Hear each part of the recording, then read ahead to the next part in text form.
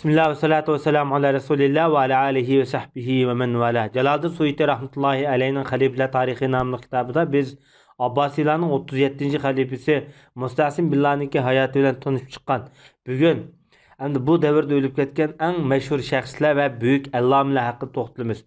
Musta'sim Billah'nınki zamanında ölüp ketken meşhur şahslardan Hafiz Taqiyuddin Sarifini degan kişi.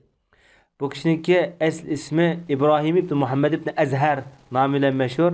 Özü öz devirine ait dağınık muhaddis, katta büyük allamalardan hesaplanıdı. Mezhep tarifide bu adamın Hanbeli deb tariflengen. 581 yılı Sarifin degan joyda tug'ilgan. Bu kishi öz devrine ait nurg'un katta ulamalardan o'qigan. Undan boshqa shu İbnül Adim'e o'xshash katta muhaddislarniki ustozi bo'lgan. Bu hadis ulamalari ham bu davrda bu kishiga baho berib, bu kishini ishonchlik, hofiz, solih, nurg'un yaxshi ishlarni qilgan odam degandek sifatlarni berish bilan birga o'zi mol dunyosi oz bo'lsa-mu, mard mardona, sihi rivoyatlarni kang, ko'p safarlarni qilgan, nurg'un yozma kitoblarni yozib, ummatni manfaatlantirgan odam deb tariflagan. Bu adam keyingi mezgilda o'sha Minbaj, Halab qatorliq Shomniki mashhur shaharlarda turib, shu yerda bir hadis maktabiga ega bo'lib, shu yerda ta'lim tarbiya bilan shug'ullangan. Bu kishi keyingi mezgilda Damashqqa ketganligi ta'riflanibdi. Bu adam 641-yili Jumadil Ulaida o'lib ketgan da'liq muhaddis. Bu davrda ölüp ketken meşhur şahslardan Hafiz Abul Qasim ibn Taylasan yoki ibn Taylasan namıyla meşhur bo'lgan Qasim ibn Muhammed ibn Ahmed el-Ansari degan büyük Andalus'niki dağlık muhaddisi. Şu İspanya'niki Cordoba şehrida yaşagan 575-yili taxminan şu devirde tug'ilgan. Bu kishiniki oila tavobatimi cho'ng bo'g'lari bilan katta muhaddis bo'lg'achqa o'ziniki ona taraf cho'ng dadasi Abul Qasim ibn Sharrat o'qib, shu odamniki ko'p hadislarni rivoyat qilgan. Andalus ulamolarida o'qiganda nurg'un kitoblarni yozgan. Uningdan boshqa arab tilshunosligi, qiroat ilmida naytda xili ko'zi ko'ringan ma'lumotli odam. Bu kishiniki 642-yili o'lib ketganligi xotirlangan. Onundan başqa bu davrda ölüp ketken meşhur şahslardan Hanifi mezhebindeki dağınık peşvalardan Şemsul A'imma İmamlar Quyoshi deb nom olgan İmam Kardari degan kishi. İmam Kardarining ismi Muhammad ibn Abdusattar ibn Muhammad el-Hammad el-Kardari deymiz. O'zi Şemsul A'imma nomi bilan mashhur. Hijriya 559-yil tug'ilgan, Hijriya 642-yili O'zbekistondagi Buxoroda ölüp ketgan. Bu adam asasen O'rta Osiyoning meşhur şehirlerden Xavarizm, Buxara, Samarqand, mushu diyarlarda yaşagan. Bu kishi Hanifi mezhebidagi dağınık asar Hidoyning Abduri Burhoniddin Marg'anonininki shogirdi bo'ladi. Bu kishi Mavran nahrining mushu Samarqand, Buxara, Xavarizm qatorliq o'rinlarda shu yerda yurib, shu yerda yashab, shu yerniki ayni davrdagi peshvolarni o'qigan. Nima bu adamni Kardari deymesek, Kardar degan Xavarizmning hozirgi O'zbekistonning Xivaninki bir kichik bir noyisi, bir qishloq yezning ismi hamda Kardar deydigan. Shunlashqa bu adamni Kardari deb atagan. Bu kishi Hanifi mezhebdagi shu usuli ilmlarda ko'zi ko'ringan, ham undan boshqa nurg'un shu davrdagi ulamolarni o'qigan va Buxoroning keyingi ulamoları mush odamniki qishig'i berib, mush odamdan ilm tahsil qilgan. Bu Hanifi mezhebdan ait mashhur ko'zi ko'ringan mujtahid. Bu odamniki Ar-Radd val Intisar nomli bir kitobi va Imom Abu Hanifani oqlab yozgan. Bu kitobi hamda G'azzalininki yana bir kitobi yozgan, bu kitobi ekan Risolat Firrat ala Manxul degan. Ya'ni G'azzalining Manxul nomli kitobi va shu kitobga raddiya asosida bir kitob yozgan. Demek bu G'azzaliga raddiya yozayolg'idek holatda bir yetilgan ulamo, bu odatdagi ulamo emas deyishki bo'ldi shu davrda. Undan boshqa bu davrda o'lib ketgan mashhur shaxslardan Shayx Taqiyuddin ibn Salah degan kishi. Ibn Salahninki asl ismi Osman ibn Mufti Salahiddin Abdurrahman ibn Osman deymiz. O'zi Kurd. Kurt. Şu Irak'nınki Mevsul şehrinde şu yerde yaşayan adam. İbn Salah namilen ait meşhur. Hicriye 577 yıl tug'ilgan, Hicriye 643 yılı, miladiye 1245 yıl ölüp ketgan. Şu Abbasiylarniki ahirki mezgillarda. Bu adam hem öz devirdeki ait katta hadis uleması. Dadisi Şehruzur. Bu kişinin ait katta adam ki şu adam okugan. Onundaki Mevsul'da ve Beytül Maqdis'te Salahiye medresesinde o'qituvchilik qilgan. Keyingi mezgilda Damashqqa ketgan, Damashqda tug'an bu adam. Demak bu zot shu Sham diyori Beytül Maqdis, Damashq, Bag'dod, Mevsul qatorliq o'rinlarda yurib, shu davrninki poytaxtning atrofidagi mashhur shaxslarda o'qigan. Masalan, Halab bo'lsin va Marvaga borganligini ta'riflangan. Harron deymiz Shamning ziminlaridan eng katta ulamolar. Ulamolar chiqqan jutlar. Bu adam katta muhaddis bo'lg'achqan, shu mantiq ilmi va falsafa ilmi bilan qo'shiq bu so'kkan, aybligan. Falsafa ilmini shu nadonlikning asosi, ozg'unlikning asosi, zindiqlikning bir qo'zg'atquchi degandek sifatlarni sifatlagan. Bular bu falsafa ilmiga oid bak 3 muomala qilgan bu odam. 3 muomilda bo'lgan. Hatta logiklik mantiqiy atalg'ularni shar'iy hukmlarda ishlatish bu oid ig'ir yomon avval deb sifatlagan bu odamniki fatvosi bor. Bu odamniki eng mashhur kitoblardan hozirgi islom dunyosidagi mashhur universitetlarda dars qilinadigan Muqaddima Ibn Salah nomi bilan mashhur bo'lgan o'sha hadis ilmiga munosabatli bir kitobi bor. Muqaddima Ibn Salah deymiz. Bu kitobi eng mashhur. Undan boshqa Adabul Mufti vel Mustafti deydigan kitoblarimi bor. Bu adamniki hadis ilmidan ait ko'p tuhflar zo'r hamda. Undan boshqa bu davrda o'lib ketgan mashhur shaxslardan Alamuddin as-Sakhavi, ismi Ali ibn Muhammad ibn Abdussamad deymiz. O'zi Alamuddin deb laqablangan dinning belgisi degan bo'ladi bu. Bu kishi 558-yilda Saha degan yurtda tug'ilgan. Saha hamda shu Misrniki xila danglik shaharlarniki biri. 558-yil tug'ilgan. Keyingi mezgilda Qoirada o'qigan. İmam Shatibiy rahmatullohi alayhida qiraat ilmi, nahva, lug'at ilmi o'qib, keyin Iskandariyada o'qigan. Iskandariyadagi İmam Busari deymiz, shu qatorliq kishilarda. Keyin Damashqqa yetib berib, shu Damashqniki o'limalarda o'qib, Damashqda qiraat ilmi o'rgatgan nurg'un kishilarga qiston bilan o'rganatdi deydi. Navbat bilan. Hatta bu adamniki bir ulug'i vakanda bir eshakka o'xshash hamda, eshakka minib hamda shu bijalik mangsa atrofida 2-3 adam uzilmaydi deydi, dars o'qib. Eshak bilan mangsimi billa dars o'tib mang'atdi deydi. Bu İmam Zamakhshari rahmatullohi alayhiniki Mufassal nomli bir kitobi bor, nahv kitob qo'ymayman. Shu kitobni yozgan bu odamniki bir sharisi bor.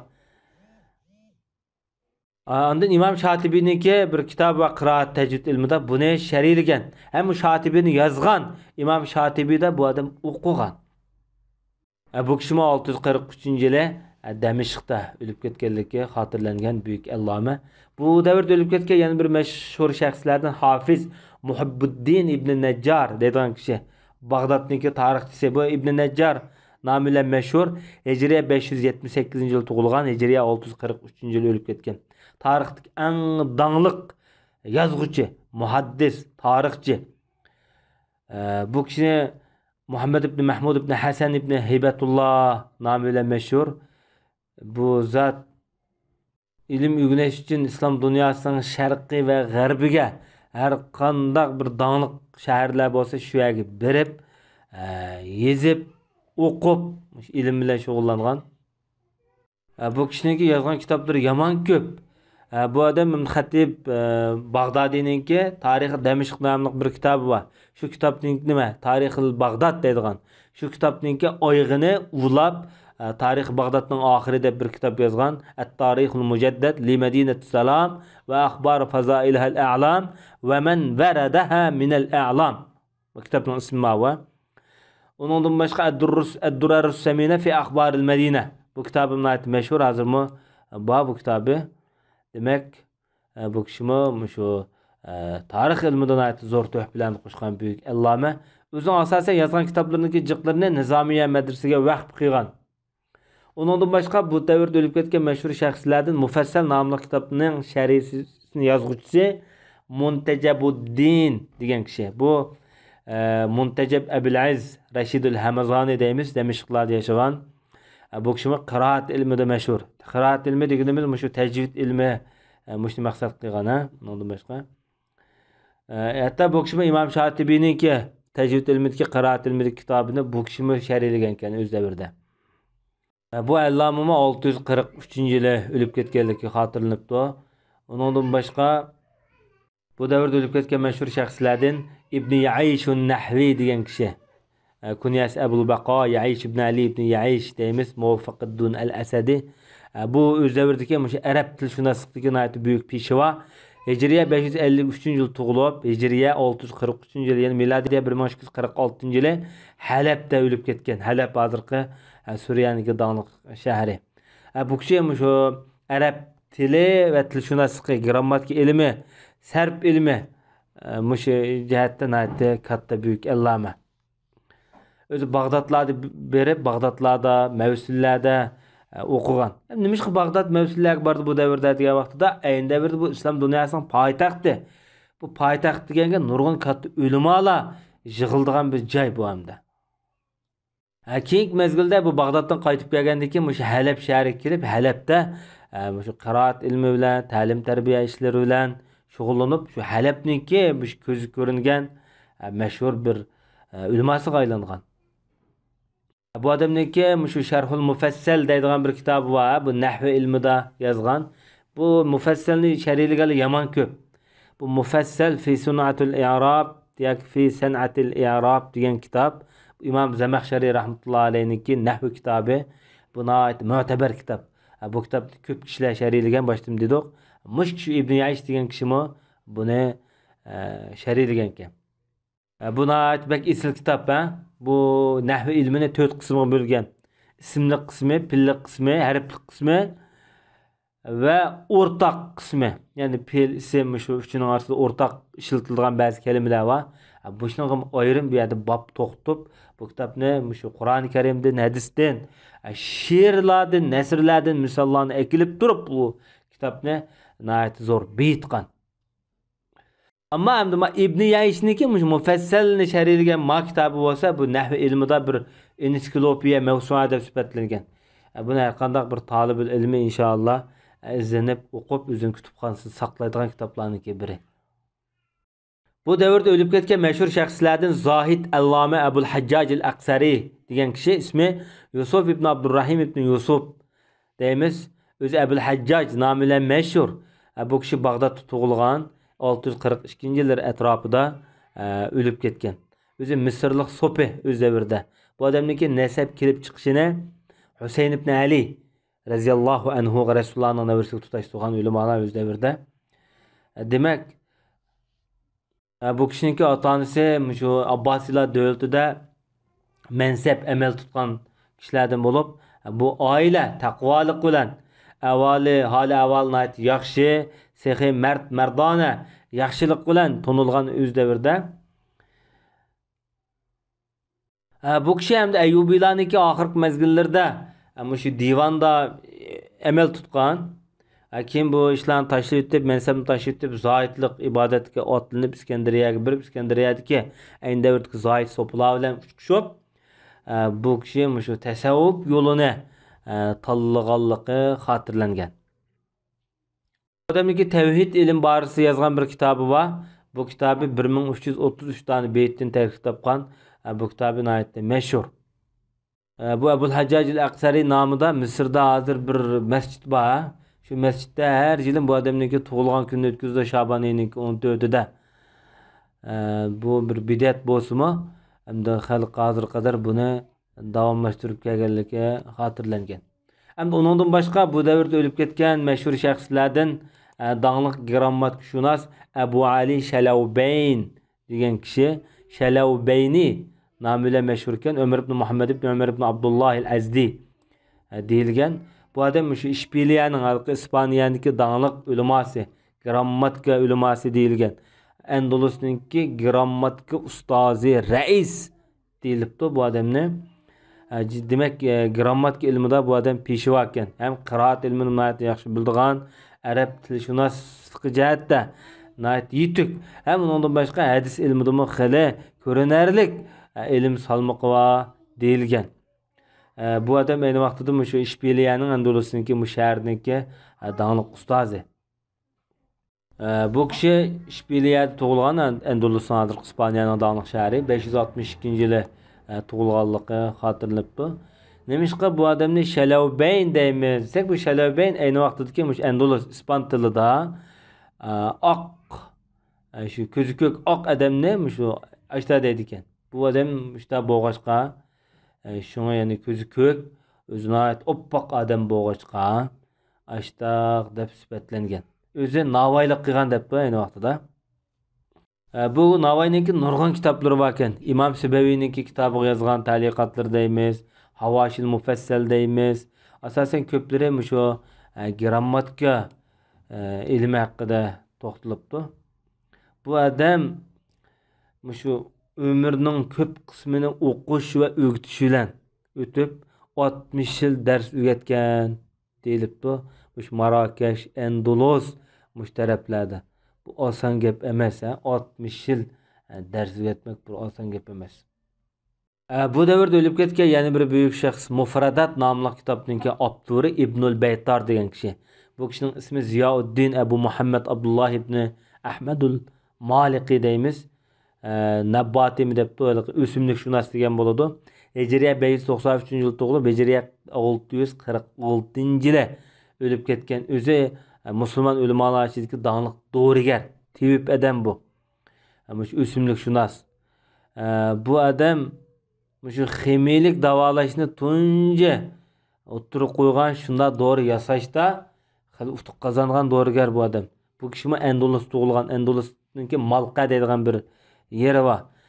Ishbiliya deydigan cho'ng shaharlarda o'qigan, kim Mag'rib, Marokash, Jazoir, masalan Tunis qatorliq joylarda shu o'simlik tadqiqot bilan shug'ullanib, boshqa darslar bilan kim masalan Turkiya, Sham, Hijoz, G'azza, Qudus, Yunon shu diyorlarda yurib, oxiri bu odam Damashqda muqimlashgan.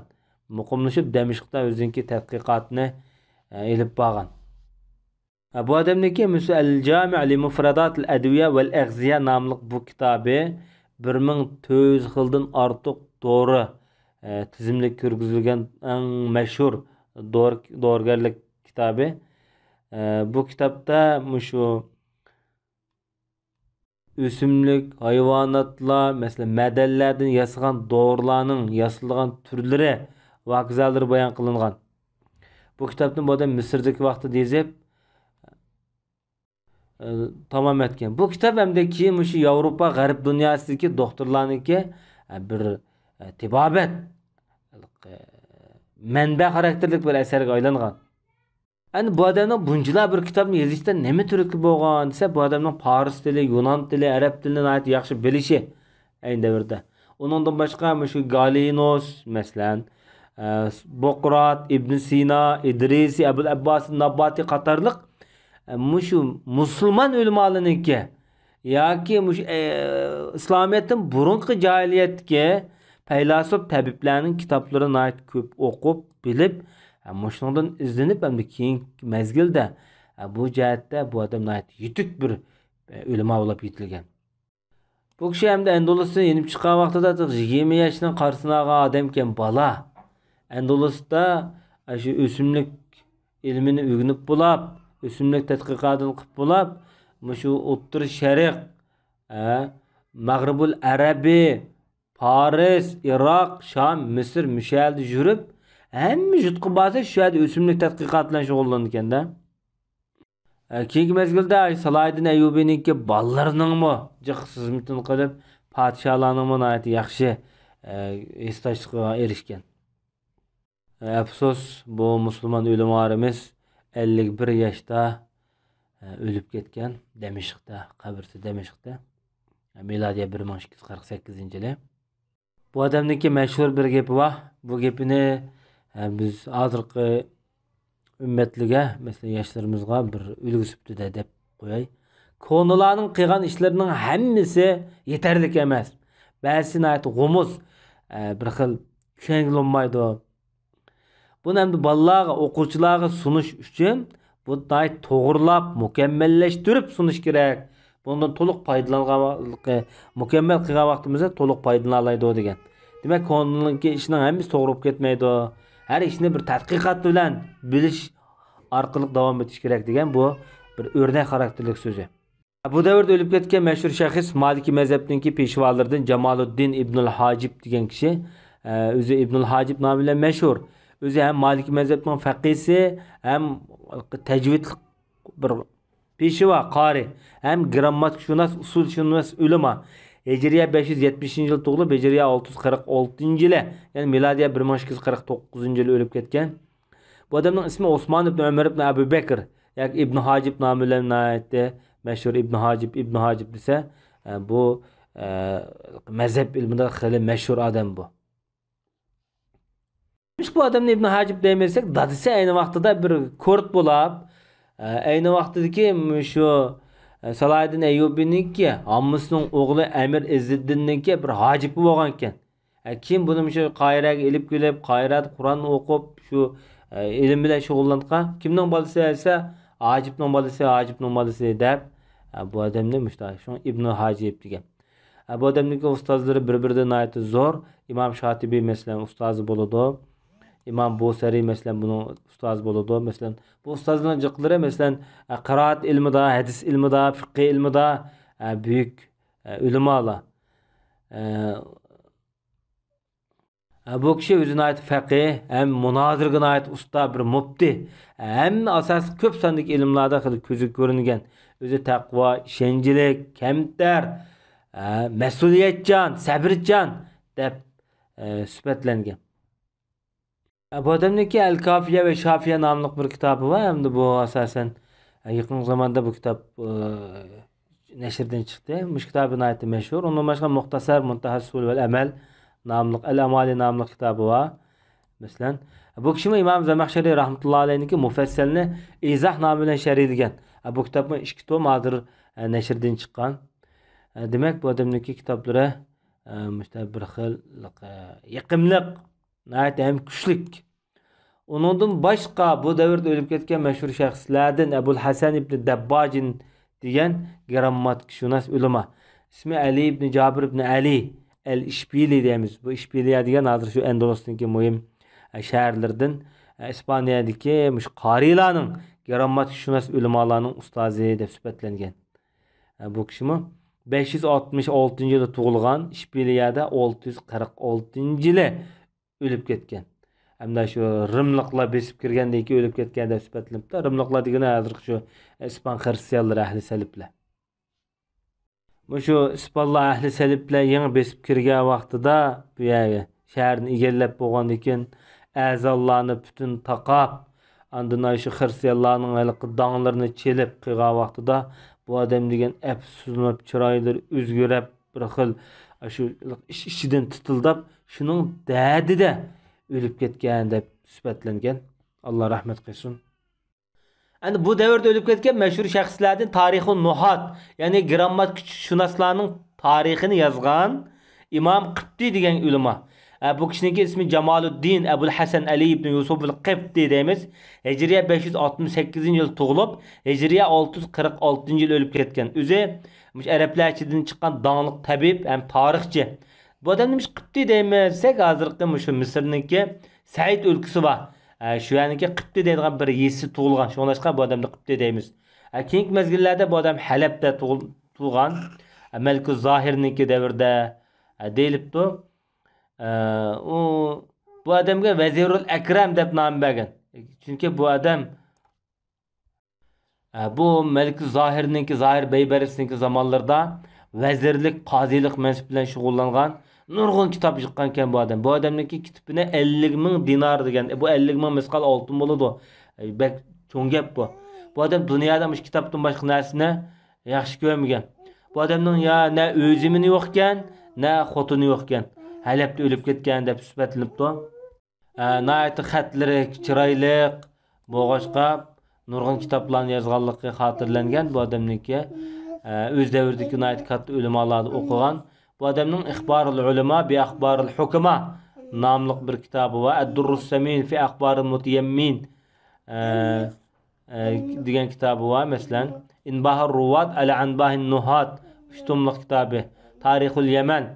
Endi Seljuqlar tarixini yozgan bu odam. Bu kitobim nihoyat mashhur. Bu davrda o'lib ketgan mashhur shaxslardan mantiq sohibi Akmaluddin al-Xunji degan kishi. Hijriya 590 yil tug'ilgan, Hijriya 646 yili, milodiya 1248 to'g'ri keldi. Mush paytda o'lib ketgan. Bu odam shu falsafa, mantiq ilmini nihoyat yaxshi biladigan, tege Fars millatidan kelib chiqqan odam. Misrga ketib, Misrda shu yerda o'lib ketgan.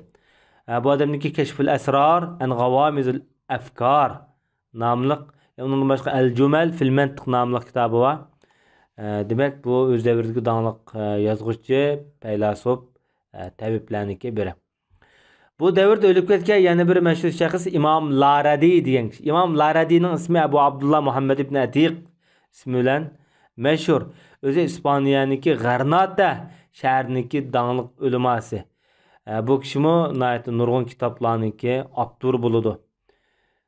Bu adamniki masalan Anvarus Sabah fil jam'i bayna kutubus sitta as-sihah nomli kitobi va Şamailul Muxtar deymiz, Minhajul Amal fi Sana'atil Jadal, Al-Masalik Nuriyya ila al-Maqamat Sadafiyya qatorliq mashhur kitobdir. 647-yili o'lib ketgan peshiva. Ondan başqa bu davrda o'lib ketgan shaxslardan Hafiz Yusuf ibn Khalil ibn Qaraja Abdullah ad-Damshqi degan kishi. Bu odamni ibn Khalil nomi bilan mashhur. Damashqda 555-yil tug'ilgan, Halabda 648-yil o'lib ketgan. Bu odamniki shu cho'gilgan kezgan yerlari Asbahan, İran, Bag'dod, Iroq, Damashq, Halab qatorliq diyorlarda yashagan buyuk shaxs. Bu adamni Hafiz, Sargardan, Musnid Sham degandek nomlar bilan mashhur bo'lgan. Nima degan vaqtda bu odam hadis ilmi bilan shug'ullangancha, mush hadis ilmida nihoyat ko'p tuhfasi bor. Bu odam mush hadis ilmini 30 yoshga vaqt boshlab ketgan. Shuna bo'lsa-mu nihoyat mush jihatda nihoyat ixlos bo'lgancha ishonchlik bir hafiz ulamoga aylangan. 30 chiganda hadis o'rganishni boshlab, ya'ni keyingi mezgilda muhaddislarning shayxi, islom roviysi degandek bu sifatlarga erishmak oson gap emas.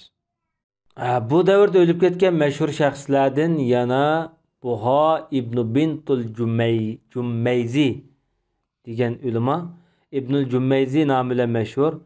Bu kishi Misr diyoriniki muftisi ham donglik qorisi bo'ladi. Shafiy mazhab bo'yicha yo'l tutmagan.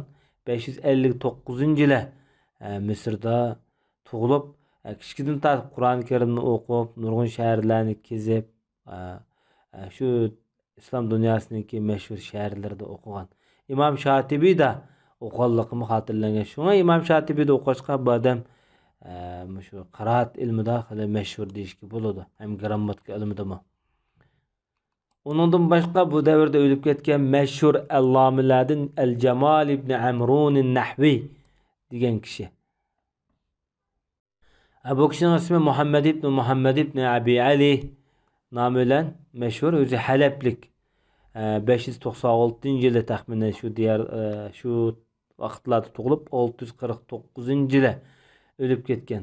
Bu kishi shu o'z davrida islom dunyosida grammatika ilmida nihoyat ko'zi ko'ringan, yetilgan kishi bo'lg'achqa o'z davrida shu to'yning beshida turib islom madrasalarida nurg'un kishilarga shu nahv sarf jihatda bu odam ta'lim tarbiya bergan. Hatto nimaniki Zamaxshariy rahmatullohi alayhiniki mufassalni bak uzun qilib sharhlanganligimi tarixda deyilgan. Ondan başqa bu davrda o'lib ketgan shaxslardan Raziyuddin Sag'ani Al-Ubab nomli kitobninki avtori, tilshunos adam. Bu odam Hijriya 577-yil tug'ilib, Hijriya 650-yili o'lib ketgan. O'zi ham muhaddis, ham faqih, hem lug'atshunos, mazhab jihatda Hanafi. Bu adam Pakistan'ın hazırkı Lahor'da yaşagan, şu yer tug'ilgan. G'aznida cho'ng bo'lgan debdi. G'azni hazır Afg'onistondagi shaharlardan. Bu adamni Mustansir Billah ishqiti Hindistonga elchi qilib avatgan deydi. Undan boshqa bu adam Makka, Madina, Yamanlarda turgan, Bag'dodda o'lib ketgan. Endi Bag'dod o'lib ketgan bo'lsa, bu adam mening bir jasadim bir Makkada ko'milgan bo'lsa deb umid qilib vasiyat qilg'achqa, bu adamning qabrisini Makkaga o'tkazib jasadini Makka dafn qilgan. Demak bu jihatda xili katta o'zinki salmoq va ulamo deyishga bo'ladi. Hozir biz Lahor Pokistonda bo'lganlar ayni vaqtida G'aznining muhim shahri, Lahor degan. Bu adamniki Majmaul Bahrayn nomida o'shtumliq bir til arab tilshunosi haqida yozgan bir kitobi bor. Undan boshqa At-Takmila nomli kitobi bor. Imom Javhariyniki Siha nomli kitobiga to'liqlim qilib yozgan. Al-Ubabu Zohir degan bir kitobi bor, 20 tomliq. Bitmagan bu ma shu arab tili haqida yozilgan kitob bu. Demak bu arab tilshunosi bak ko'p tuhfalarni qo'shgan shu sarf ilmiga masalan. İmam Zahabi rahmetullahi alayh bu adamga baho bergan vaqtida mush arab tilini bilish jihatda hamma adam qo'l qo'ydigan odam degan. Fiqh hadislarni nihoyat yaxshi biladigan undan boshqa. Xo'sh. Undan boshqa bu davrda o'lib ketgan shaxslardan Kamal Abdulvahid Zamlakani degan kishi Al-Mani vel Bayan, İcazul Qur'an qatorliq kitoblarniki avtori bo'ladi. Buni hatta İbnül Xatib mi deymiz? Bu zat endi o'zi qozi ekan. Endi vaqtidagi qozilar hozir qozilar o'xshamaydi. Nihoyat katta bir ilmni yetilgan shaxslar bo'lmasa, davlat undan muhim o'rinlar qo'ymaydi bunday kishilarni. Shoir bu odam Damashqda o'lib ketganligi. Bu odamning At-Tibyan fi ilmil bayan degan kitobi bek mashhur. Ondan başqa Xasais-i Nabaviyya haqida yozgan bir risolasi bor. Bu kitobi nihoyatda mashhur. Xo'sh. Ondan başqa bu davrda o'lib ketgan mashhur shaxslardan Shamsuddin Xusravshohi degan kishi. Endi Xusravshoh deganimiz bu shu Tabrizniki bir yesi. Shu Xusravshoh ismidagi bir podshohniki bog'lari yoki bir kanatlari bo'lsa kerak. Bu kishi alam Shamsuddin Abdulhamid ibn Isa Xusravshohi deymiz. Bu donishmandlarning piri, islomning sharifi, nurg'un ilmlarda ko'zi ko'ringan tibobat ilmida nurg'un o'ziniki yaxshi asarlarni yoki fikrlarni qoldirgan shar'iy ilm jihatdan o'qili yetuk ulamo deb ta'riflangan kishi bu. Bu zot 652-yili o'lib ketgan. Bu adamniki Al-Muhazzab fil fiqh nomida Shafiy mazhabga yozgan bir qisqa bir kitobi bor. Bu adamniki. Ondan boshqa Ibn Sina'niki Shifa nomli kitobini qisqartgan. Bu tibobat jihatda. Demak bu odam haqida yozilgan o'z davridan aytdi katta marsiyalar shoirlarning nurg'un aytib bu odamni maqtagan kitoblari bor. Qasidalar bor bu jihatda. Ondan başqa bu davrda o'lib ketgan mashhur shaxslardan Majduddin Ibn Taymiya. Bu Ibn Taymiya keyingi Ibn Taymiya emas. Shu Ibn Taymiyaning cho'ng dadasi bo'ladi bu. Abdussalam ibn Abdullah ibn Xazir ibn Muhammad ibn Taymiya Harrani Abul Barkat Majduddin deymiz. Hanbali mazhabining faqihsi, muhaddis, mufassir. Hijriya 590-yili Harranda tug'ilgan. Sham, Hijaz, Iroqlarda hadis o'rgatgan bu odam. Bu o'z davrida Hanbali mazhabni bilishda eng katta yutuq ulamosi bo'ladi Hanbali mazhabning. Bu odamning Al-Muntaqa fi Ahadisil Ahkam nomli kitobi bor. Mana mushu Al-Muntaqa degan kitobni Imom Shavkani rahmatullohi alayh Nailul Awtar nomi bilan sharhlagan. Hozirgi Nailul Awtar degan kitob mush Majduddin ibn Taymiyaniki Muntaqa nomli kitobning sharhisi. Bu odamning undan boshqa Al-Muharrar fil fiqh nomli Hanbali mazhab asosiy yozilgan bir kitobi bor. Bu kitobning o'ziga keyingi navrisi Ibn Taymiya buni sharh yozgan, ozroq ta'liq yozgan. Şimdi 652 yıl ölüp ketken. Bu aile hem de İbn Teymiye ailesi nayet meşhur ilimxumar ailede kılıda.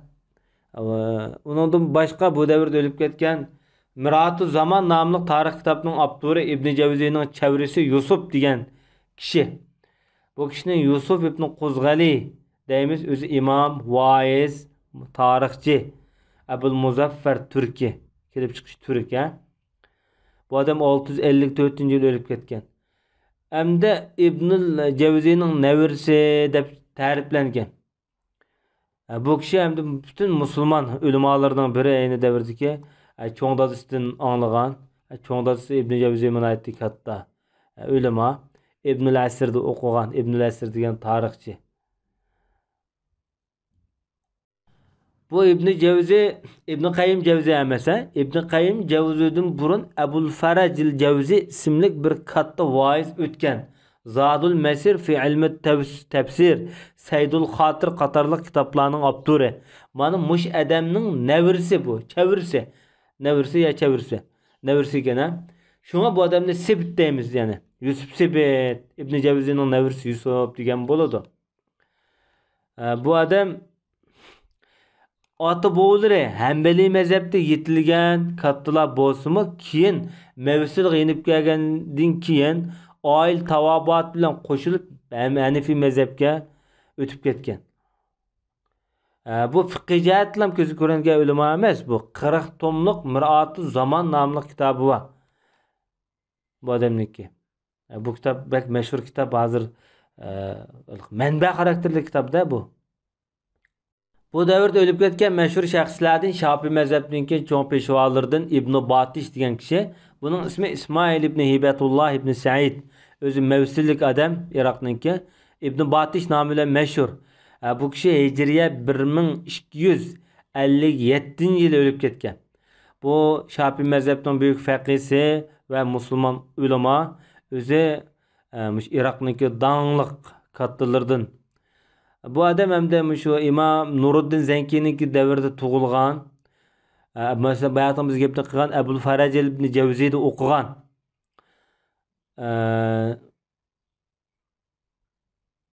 Keyingi mezgilda yetilib shu Bag'dodda, Iroqda dars berib, fatvo berib, nihoyat yaxshi kitoblarni yozgan. Hamda hadis ilmida ko'rinarli saviyaga ega buyuklardan. Bu kişi şu Bağdat'taki meşhur Nizamiye medreseninki köçetlerden buludu. Bu adamın Şafi mezhebininki Şafi mezhep teve adamlarını yazgan bir kitabı var. Muzilul İrtiyab en Müştebihil İntisab namlı kitabı o değil mi? Bu kitap bu adamınki kitabı. Ondan başka Buğyatul Muştaq ila Marifetul Afaq degan kitaplarım var. Bu adamınki kitapları her qaysi pellerden ayeti köp yazılgan. Xo'sh, bu davrda ölüp ketken meşhur şahslardan yana Necmuddin Badarai degan Şafi mezhebininki büyük bir uleması. Bu kişinin ismi Abdullah ibn Muhammed ibn Ebil Vafa namıyla meşhur. 594 yılları etrafında tug'ilib 655 yılı ölüp ketken. Şu Bağdat'taki büyük uleması. Hem şu Nizamiye medreseninki köçetleri. Şafi mezhepte yetilgen bir fakih bu adam. Özü keyinki mezgilde Demişik'te bir çoğun bir mektep sağan. Demişik, Mısır, Bağdat, Halep'lerde hadis ilmiyle şugullangan şunu ügetken. Özü nayet hürmet sezaver. En devirdeki büyük ulemalardan. Yani bu adam Bağdat'ta Qazilar Qazisi namına erişip şu Qazilik Kuzzat unvanı bilen bir qazi bo'lgan. Bu davrda ölüp ketken yani bir şahıs İbn Abil Fazl Mersi degan kishi bir Mursi mi deyilibdi. Şerfuddin Abu Abdullah Muhammed ibn Abdullah el Mursi.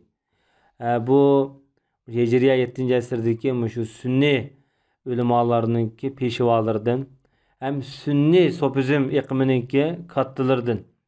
Özüm şu edebiyat, grammatik tefsir, hadis ilmide yetilgen bir peşva. İmam Zahabi rahmetullahi aleyh bu adamın baha bergan vaqtida bir ülgülük köp pellani biladigan bilimlik Düşüncesi nəhayət yaxşı, diyaneti çoğunqur, hem katta erbab ulamalardan köp nərsələrini biladi, yaxşı kitapları var deb İmam Zahabi müştah sübətləgan. Bu adam hem de Endolus'unki Mursiyada tug'ilgan, o'zi Amaken 570-yilda tug'ilgan. Keyin Endoluslarda Xurasan, Bag'dod, Halab, Damashq, Makka, Madinalarda yurib, keyin Madinada bir mezgil tug'gandan keyin Misrga ketgan bu adam. Endi Misrda Muvatta'ni o'qigan, Imom Malikniki Muvatta'ni.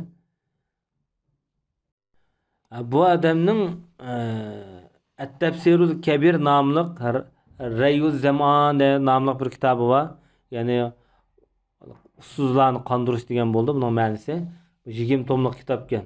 Undan boshqa At-Tafsirul Awsat, At-Tafsirus Sag'ir qatorliq kitoblar va Al-Kafi degan nahviy haqida bir kitobi bor. Demak, bu adamniki ilmiy jihat qo'shgan tuhfalarimi shu katta. Undan boshqa bu davrda nurg'un ulamolar o'lib ketgan bo'lsa-mu, biz shunchalik yezib turdik. Ammo Jaloliddin Suyutining gapi, mush mezgilda xilofat 3,5 yil uzilib qoldi. 3,5 yil hech qanday xalifa yo'q. Mush mezgilda o'lib ketgan bir qism ulamolar bor. Bu xalifasiz davrda 3,5 yil jarayonda o'lib ketgan mashhur shaxslardan Zaki Abdulazim al-Munziri. Bu kishining ismi Zakiyuddin Abu Muhammad Abdulaziz Abdul Quva deymiz. Hijriya 581-yil tug'ilib, Hijriya 656-yil, ya'ni milodiya 1258-yili o'lib ketgan. Bu kishi mush arab tilida peshva, tarixchi, muhaddis, tegi Sham. Keyin bu odam shu Misrga berib, Misrlarda yashagan, Shafiy mazhab bo'yicha yetilgan. Bu adamni Munziri deymiz hamda. Tarixdagi shu musulmon hadis ulamolariniki hali ko'zi ko'ringan peshvalardan bo'ladi. Bu odamniki Misrda Darul Hadis deydigan bir o'rin bor ekan. Shu hadis ilmi bilan shug'ullangan bo'lsa kerak. Shu yerda o'lib ketgan. Bu odamning shu Muxtasar Sunan Abu Davud, Muxtasar Sahih Muslim, At-Targhib At-Tarhib nomli kitoblari bor. Bu kitoblarning hammasi asosan hadis ilmida. Ondan boshqa bu davrda o'lib ketgan shaxslardan shu Sopizm iqimining Shoziliya firqasining peshvosi piri Abul Hasan Shozili degan kishi. Abul Hasan Shozilining ismi Ali ibn Abdullah ibn Abdul Jabbar, tigi mag'riblik zohid sopi. Keyin mush Iskandariyaga kelib, shu yerda makonlashgan. Bu odam 571-yil tug'ilgan, Tunusda o'qib, shu yerda sopi bo'lib, shu Makkaga ketayotqichilik Izab degan bir cho'llik sahrada 656-yilda o'lib ketgan. Bu odam o'sha Tunusda, Mag'ribul Arabiyda, Marokash taraflarda o'qib, Abdusalom ibn Meshish degan bir so'pi bor ekan. Shuningki qo'lida o'qigan ekan. Bu ulamo so'pi ekan. Shunlashqa bu odamning ilmiy jihatdan, tasavvuf jihatda mushu ustozninki ta'siri uchirgan.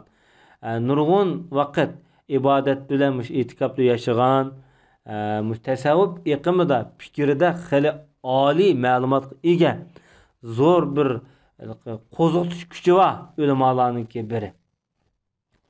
Bu so'pining bozori mushu Iskandariyaga kelgan vaqtida jiq bozori chiqib, Iskandariyada Shoziliya tariqati taqilib, keyingi Misrda butun Misr diyorini qoplagan. Endi bu Shoziliya tariqatininki ochqichi muhabbat deb ta'riflandi. Nimishqa deganda Payg'ambar sollallohu alayhi vasallamninki qishida bir arabiy so'raganda, qiyomat qachon deganda Payg'ambarimiz qiyomatga qanday narsa tayyorladi desa, ko'p roza namozlarim yo'q tayyorlagan. Ammo Allohning rasulini yaxshi ko'raman degan. Payg'ambarimiz inson kimni yaxshi ko'rsa, shuni bilan birga bo'ladi qiyomatda degan. Mushadiki mushu muhabbatni ching tutib, bular Allohning rasulini yaxshi ko'ramiz deb, bular bu Shoziliya tariqati muhabbat sübtida qurilgan bir firqa. Bu davrda o'lib ketgan yana bir shaxs Shu'latul Muqri nomi bilan mashhur bo'lgan, Hijriya 656-yil o'lib ketgan Hanbali mazhabining mashhur peshvolaridan Iroqning Mavsullik Shu'la degan bir qori. Bu kişininki hali dağınık qiraat ilmida hem nezmilik hem nesirlik kitapları bağlıqı bayan kılıngan. Başka bu adamni şu'la deymiz. Şu'l degan meşal degan bo'ldi. O'zini ait zeki, aqlına ait ötkür bo'lg'achqa shunday deyishgan. Bu adamning ait zo'r kitapları var. Bu adam o'zi ham tarixchi. Masalan Zatur Rashad fil xilaf bayna ahlil adat nomli kitapları var. Bu kitabı bisilgan. Bu şu nezmilik eser bu. Ondan başka Yetimetud Durar fil Nuzul ve Ayat Suvar. Bu kitabımı neşirden çıkan. Asasen köp kitapları şu kıraat ilmida. Asasen bu kitaplarını mesela şu nezmilik köprek yazgan şiiri alette. Mesela El-Unqud fi Nuzamil Uqud Libni Cinni'nin nehvi hakkında. Bu kitap kol yazım şekilde. Adamdaki bek cık kitapları varken ama bu adam yaş bilep gitip 30 neçe yaşta. Allah uzun ömür vergen bozkanca kezati ki Allah rahmet kılsın. Ondan başka bu devirde ölüp ketken meşhur şahslardan hem de Şatibiye degan kitapni şerhligan İmam Fasi rahmetullahi aleyh. Bu kişinin ismi Muhammed ibn Hasan Ebu Abdullah el-Fasi deymiz. Bu öz devirdeki bütün qarilarning peşivasi. Bu Şatibiye'nin şerhisini yazgıçısı buludu bu adam. İmam Şatibi'nin ustazlarını yarelerde okugan qiraat nahvi ilmida büyük bir peşiva. Bu adam 656 yılı ölüp ketken büyük allame. Hem de Şatibiye degendikiler bu qiraat ilmi esonlar hikayesi buldu. İmam Şatibiye'nin bu Şatibi kitabı El-Hirzul Amanimki tecvid ilmida on xil qiraat hakkında yazılgan büyük bir kitap. Bu devirde ölüp ketken meşhur şahslardan Sa'duddin İbn Arabi degan bir şair. Hicriye 618 yıl tug'ilgan, Hicriye 656 yılı. Yani miladiye 1258 yılı taza şu Bağdat Moğollarning qo'lida bayram bo'lgan yilnisi ölüp ketgan. Bu kishi hamda Hatem Tayi cemiyetidan keyin shunga oxirida Hatemi degan Demişik'te ölüp ketkenlik hatırlanıptı. Bu adamın bir şiirlar toplumu var. Ondan başka Zadul Musafir ve Edebul Hazır ismiyle bir kitabı var. Ondan başka İmam Serseri namıyla meşhur olan bir şair var. Bu devirde ölüp ketken. Cemaluddin Serseri deyimiz. Hicriye 588 yıl tug'ilib, Hicriye 656 yıl ölüp ketken. Bu kişi öz devirdeki ait dağınık şairlardan özü Hanbeli mezhepte hem Sopi. Neymiş bu adamını Serseri deyimizsek, Seriri deyimizsek bu adam Bağdat yakın Serser deydiğen bir şehir varken Yiza.